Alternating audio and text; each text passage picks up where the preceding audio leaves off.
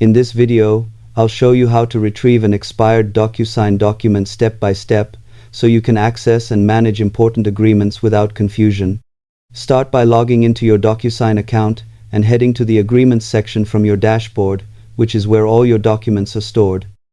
Once inside, look for filters or tabs like Completed, Expired, or Expiring Soon to narrow down your search.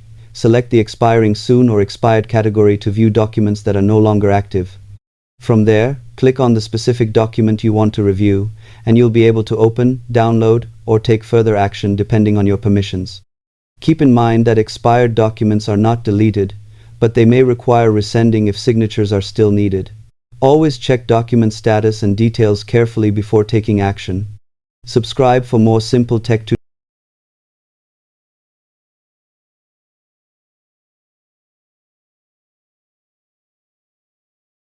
tutorials.